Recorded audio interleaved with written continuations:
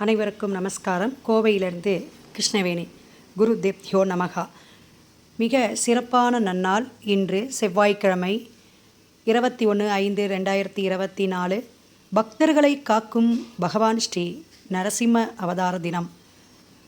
இன்று மாலை 5:40 மணி முதல் நாளை புதன்கிழமை வரை சதுர்தசி இருக்கிறது. செவ்வாய்க்கிழமை மிக சிறப்பாக காலை நேரத்தில் சுவாதி நட்சத்திரமும் சதுர்தசி திதியும் பிரதோஷ காலமும் மூன்றும் சேர்ந்து வருகிறது. இதனால் செவ்வாய்க்கிழமை மாலை நரசிம்ம வழிபாட்டை மேற்கொள்வது மிகவும் சிறப்பு.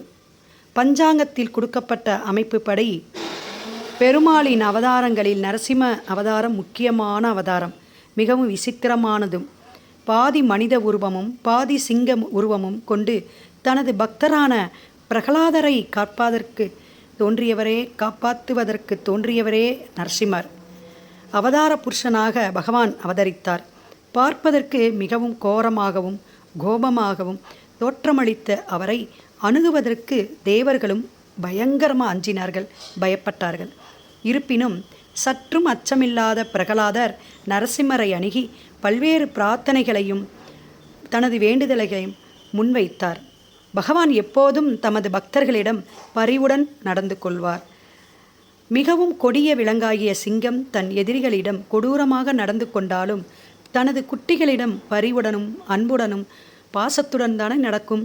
அதுபோல பகவானின் நரசிம்ம ரூபம் அசுரர்களுக்கு அச்சத்தை கொடுத்தாலும் பக்தர்களின் மனதில் மிகவும் அன்பாகவும் அச்சத்தை நீக்கும் அளவிற்கு நடந்து கொள்வார்.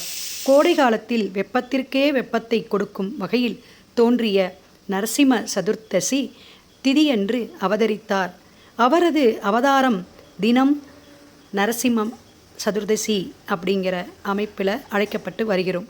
ஒவ்வொரு பக்தர்களாலும் மிக்க மகிழ்ச்சியுடன் வருடந்தோறும் கொண்டாடப்படக்கூடிய இந்த நன்னாளை நரசிம்மர் மாலை நேரத்தில் அவதரித்தார் என்பதால் பக்தர்கள் மாலை வரை பகவானின் வருகையை எதிர்பார்த்து உபவாசம் இருப்பார், அதாவது விரதம் இருப்பார். நரசிம்மரின் அற்புத லீலைகளை ஸ்ரீமத் பகவத்கீதையிலிருந்து கேட்டு சக பக்தர்களும் இணைந்து அவரது அவதார திருநாளை நாம கீர்த்தனைகளுடன் பாடுவார்கள், கொண்டாடுவார்கள். இந்த கொண்டாட்டத்தில் நாமும் கலந்து கொள்ள விருப்பம் ஒவ்வொரு ஊரில் உள்ள ஸ்ரீ நரசிம்ம பெருமாள் கோயிலுக்கு சென்று வருவது மிகவும் நன்மை தரும். பிரார்த்தனை பாடல்களை நாம் பகவான் முன்னாடி சமர்ப்பித்தால் ரொம்ப சிறப்பு. அல்லது ராமநாமத்தையாவது சொல்லி வரணும். ஹரே கிருஷ்ணா கிருஷ்ண கிருஷ்ண ஹரே ஹரே, ஹரே ராமா ராம ராம ஹரே ஹரே மகாமந்திரத்தை உச்சரித்தும் ஸ்ரீ பகவான் ஸ்ரீ நரசிம்மரையுடைய கருணையை நாம் எல்லாருமே பெறணும். பிரகலாதரை போன்று பகவானால் பாதுகாக்கப்பட்ட அல்லது விரும்பும் அளவுக்கு பக்தர்கள் தினமும் நரசிம்மரை இத்துடன் கொடுக்கப்பட்டுள்ள ஒவ்வொரு பாடலையும் நம்ம பாடி வந்தால் அபூர்வமான சக்தியும் நல்ல ஆரோக்கியமும் நல்ல செல்வ வளமும் பகவான் தருவார். நரசிம்மரை ஒவ்வொரு ஸ்லோகங்களையும் நம்ம பாதுகாக்கிறார், நம்ம காப்பாற்றுவார். நம்ம ஸ்லோகம் விட காயத்ரி மந்திரம் ரொம்ப விசேஷமானது. உக்கரம் வீரம் மகாவிஷ்ணும் ஜுவலந்தம் சர்வதோமுகம் நிர்சிம்கம் பீஷ்ணம் பத்திரம் மிருதியும் நமாமியகம் அப்படிங்கிற காயத்ரி மந்திரமாவது சொல்லி வரலாம். இதயத்தில் உள்ளவர் பகவான் ஸ்ரீமன் நாராயணன் தான் அவதார புருஷராக கேசவராக எல்லா அருளையும் 10 அவதாரத்திலையும் ஸ்ரீ நரசிம்ம பெருமாள் அவதாரம் பகைமையை போட்டு வெட்டி எறிந்து தன்னுடைய ஆணவத்தையும் மற்றும் இந்த ஆசை அவாவெல்லாம் அழித்து நல்ல ஒரு அன்பையும் நல்ல ஒரு பாசத்தையும் நல்ல செல்வ வளத்தையும் எந்த ஒரு கஷ்டமும் இல்லாத வாழ்வில் தரக்கூடிய புகழையும் தரக்கூடியவர் நரசிம்மரினுடைய அந்த பாதுகாப்பு கவசம் என்றே காயத்ரி மந்திரத்தை சொல்லலாம். எவ்வளவுதான் அயோக்கியனாக இருந்தாலும் அவன் திருந்த அல்லது சிந்திக்க ஒரு கடவுள் வாய்ப்பை தருவார். அதை பயன்படுத்திக்கணும். ஆனால் இரண்யன் அந்த வாய்ப்பை நரசிம்மரின் மடியில் படுத்திருந்த போது கிடைத்தது. அவன் அதை பயன்படுத்தி கொள்ளவில்லை. ராவணனுக்கு அந்த வாய்ப்பு இன்று போய் நாளை வா என்று சொல்லியும் ராம பகவான் வில் கிடைத்தது. அந்த வில்லை எடுத்துக்கொண்டுதான் மறுநாள் வந்தார். அவனும் அந்த கோட்டை விட்டான். அதாவது வாய்ப்புகளை நழுவ விடக்கூடாது. துரியோதனனுக்கும் கண்ணன் தூதின் போது கிடைத்தது. விஸ்வரூபம் எடுத்து ஸ்ரீமன் நாராயணனாக துரியோதனன் முன் நின்று தான் யார் என்பதை உணர்த்தி துரியன் சிந்திக்க ஒரு வினாடியை கொடுத்தார் பரமாத்மா. பரமாத்மா சிந்திக்க கொடுத்த ஒவ்வொரு அயோக்கியர், அதாவது அரக்கர்களுக்கெல்லாம் ஒவ்வொரு மூமெண்ட்லையும் நம்ம சரித்திரத்தில் கவனிச்சிருக்கோம், படிச்சிருக்கோம். அப்போ எல்லாமே ஒரு மூமெண்ட் ஆஃப் ட்ரூத் என்ற ஆங்கிலத்தில் சொல்லக்கூடிய அந்த அமைப்பு ஒவ்வொரு மனிதருக்கும் தன் வாழ்நாளில் ஒரு முறை இந்த மூமெண்ட் ஆஃப் ட்ரூத் வரும். அந்த வினாடியை நம்ம கையில் எடுக்கும் முடிவுதான் வாழ்க்கையை மாற்றக்கூடும். காண்டீபனுக்கு போரின் போது இந்த பொதுவான குழப்பம் நேர்ந்தது. கீதையை உபதேசித்தார். போராடுகிறாயோ, வில்லை கீழே போடுகிறாயோ என்று கேட்டார் இறைவன். கிடைத்த வாய்ப்பை நழுவ விடாமல் பற்றி கொண்டான் காண்டீபன். கர்ணன் முன் தோன்றி அவன் திருந்த ஒரு சந்தர்ப்பம் அளித்தார் பரந்தாமன். பரமாத்மா ஸ்ரீ கிருஷ்ணருடைய லீலைகள்லாம் சொல்ல சொல்ல திகட்டாத விஷயம். செஞ்சோற்று கடனின் பெயரில் அதை நிராகரித்தான் கர்ணன். இப்படி வரலாறு பல விஷயங்களை பகவானுடைய கருணை உள்ளத்தை எடுத்து காட்டுகிறது. கும்பகர்ணனைப் போல கர்ணனும் செஞ்சோற்று கடனாக இறைவன் அளித்த ஒரு வாய்ப்பை நழுவவிட்டான். ஸ்ரீமத் பாகவத புராணத்தில் இந்த வழக்கமாக காணப்படுகின்ற நிகழ்வுகள் நிறைய உண்டு. கடவுள் யாரையும் உடனே தண்டிப்பது கிடையாது, இல்லை. திருந்த எத்தனை தூரம் சந்தர்ப்பம் தர முடியுமோ அத்தனை தூரம் சந்தர்ப்பம் தருகிறார், கொடுக்கிறார். ஹிரண்யனை எப்போது அவர் கொன்றார்? பிரகலாதனை வருடக்கணக்காய் சித்திரவதை செய்தபோதும் அவன் திருந்த சந்தர்ப்பம் கொடுத்து காத்திருந்தார் பகவான்.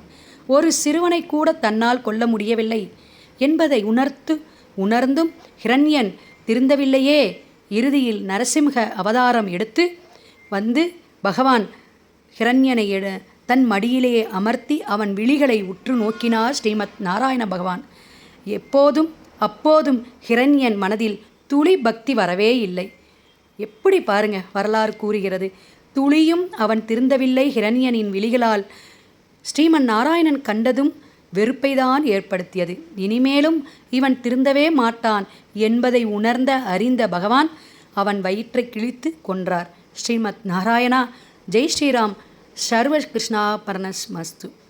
ஸ்ரீ நரசிம்ம பெருமாள் உடைய இந்த இன்றைய ஜெயந்தி ஸ்பெஷல் கேட்பதை விட அதிகமாகவே அள்ளி கொடுக்கும், அதுவும் கேட்ட மாத்திரத்திலே கொடுக்கும் நரசிம்ம மூர்த்தி அவதரித்த தினத்தை நரசிம்ம ஜெயந்தியாக நாம் கொண்டாடுகிறோம். நாளை என்பது நரசிம்மனுக்கே இல்லை. மற்ற தெய்வங்களைப் போல அல்லாமல் நரசிம்மர் நினைத்தவுடன் பலனை கொடுக்கக்கூடியவர். பக்தருக்கு வசப்பட்டு பிரசித்தமாய் வரக்கூடியவர். தான் வணங்கும் ஆதிசங்கரரை அழைத்து சென்ற கபாலீசனை அவருடைய சிஷ்யன் மீது ஆரோகணித்து அடித்து கொன்றதை போல் பக்தர்களுக்கும் தன் அன்பர்களுக்கும் கண்கூடாக பல பலனை கொடுக்கக்கூடியவர். தன் திருவடியை நம்பி சரணடைந்தவர்களுக்கு நன்மை அருள்வதில் நரசிம்மனுக்கு நிகரே நரசிம்ம தெய்வமே வேறு எதுவும் இல்லை. பக்தரின் துன்பத்தை உடனே தீர்ப்பவர் என்பதால் நாளை என்பது நரசிம்மனுக்கு பகவானுக்கு இல்லை என்ற சிறப்பே போற்றுவார். இன்றே உங்களை நரசிம்மரிடம் ஒப்படைத்து விடுங்கள். உக்கரம் வீர மகாவிஷ்ணு ஜ்வலந்தம் சர்வதோமுகம் நிர்சிம்கம் பீஷ்ணம் தம் பத்ரம் மிருதியும் நமாம் யகம்.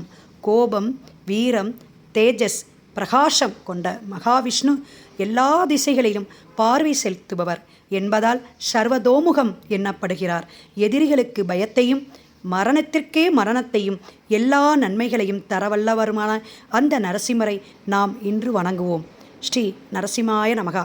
ஓம் நமோ நாராயணாய வித்மகே வாசுதேவாய தீமகி தன்னோ விஷ்ணு பிரசோதயாத். அடுத்த ஒரு பக்தி பதிவில் சந்திப்போம். சிவாய நம. கோவையிலிருந்து கிருஷ்ணவேணி. 9842025973. ஜாதகத்தில் எந்த சந்தேகம் இருந்தாலும் ஜாதக பலனை அறிய தொடர்பு கொள்ளவும். நமது அஸ்ட்ரோ லேடிஸ் ஆன்லைன் சேனலை, யூடியூப் சேனலை சப்ஸ்கிரைப் பண்ணிக்கிங்க, ஷேர் பண்ணுங்கள். வாழ்க வளமுடன். திருச்சிற்றம்பலம்.